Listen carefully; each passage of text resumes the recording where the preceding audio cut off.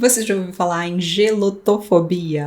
Pois é, a gelotofobia é o medo, ou pavor mesmo, de ser ridicularizado. E a palavra vem do grego, gelo significa riso, e somada à palavra fobia, que para nós tem o mesmo sentido em português, que é um medo fóbico.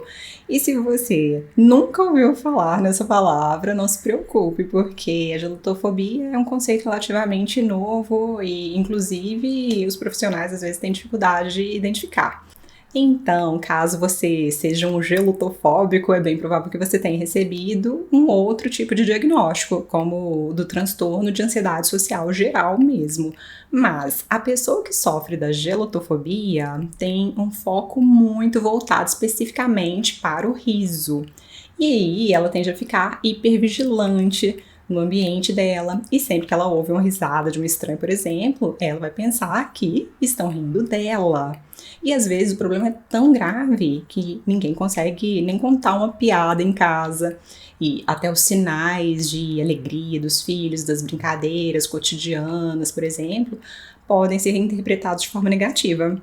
Se os colegas de trabalho estão num momento de descontração, contando histórias, piadas, a pessoa gelotofóbica pode ter a certeza de que o motivo da diversão alheia é ela e que aqueles risos certamente vêm de comentários maliciosos sobre ela. E por que isso acontece? Bom, na maioria dos casos, esse medo infundado vem de uma correlação com alguma história de bullying na infância ou de deboches dos irmãos em casa, e a gelotofobia é bastante prevalente entre as pessoas autistas. Principalmente quando elas percebem que elas são diferentes, né? Quando elas percebem que os seus traços autísticos a deixam vulnerável, chamam a atenção das outras pessoas. As meninas autistas, por exemplo, elas costumam descobrir muito cedo que não é seguro, por exemplo, ter estereotipias e que os outros podem rir da literalidade dela, achar engraçado, ela levar tudo tão a sério. E o monopapo também pode se tornar motivo de chacota. Então, de forma consciente ou inconsciente, nós sabemos que as meninas têm a chance de usar mais estratégias de camuflagem para parecerem normais. Só que uma hora a máscara pesa. E mais cedo ou mais tarde, essas pessoas, né, as pessoas que estão à volta dela, vão perceber as atipicidades. E se ela está segura, feliz, com seus traços espectrais, o olhar do outro não costuma ter tanta importância. Mas, geralmente não é o caso dessa pessoa que vai desenvolver a fobia. E vai desenvolver a gelotofobia, no caso.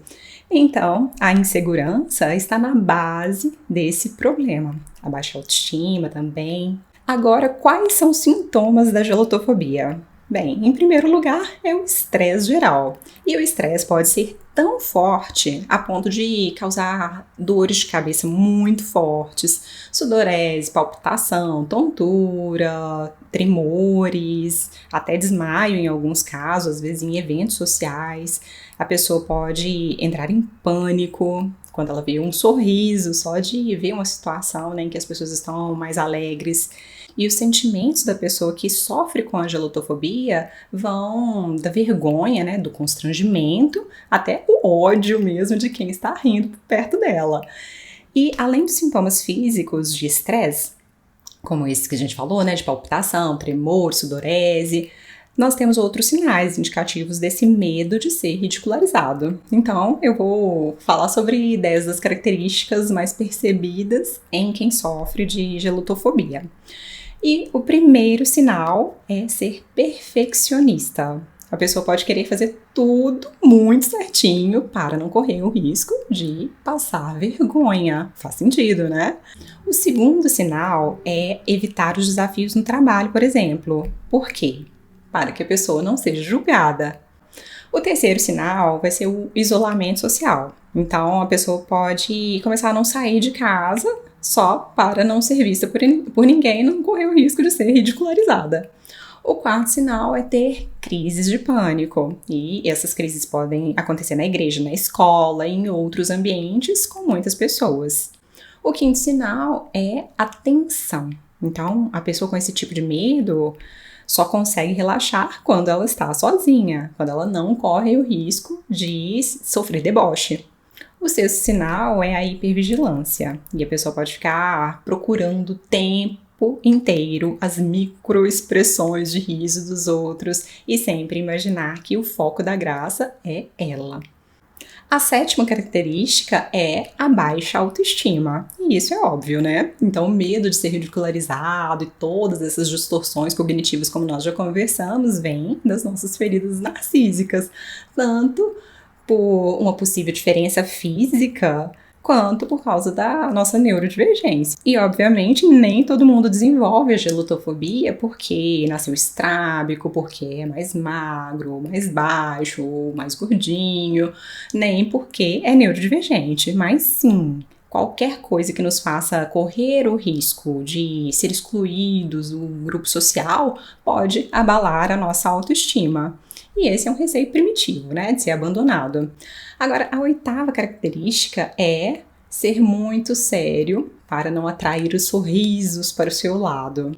A nona característica é fingir naturalidade. Às vezes a pessoa aprende a camuflar esse medo também. E acontece que ela pode ficar com aquele sorriso muito forçado, tenso, um sorriso mais amarelo, nessa tentativa de parecer espontânea e natural. E aí, se as pessoas percebem, talvez ela seja questionada e, no caso, a estratégia, né, dá errado, porque o medo aumenta. A décima característica é a pessoa deixar de aproveitar a vida porque ela está muito centrada em si mesma, imaginando o quanto ela é ridícula. E isso é uma pena. Ok, então nós já vimos que definitivamente não é fácil ter gelotofobia. E agora, o que fazer? Como tratar esse medo? Bom, segundo os estudos, as abordagens cognitivo-comportamentais são as mais indicadas, porque durante o processo terapêutico, a proposta vai ser atualizar essas fontes de pensamentos imprecisos ou não adaptativos.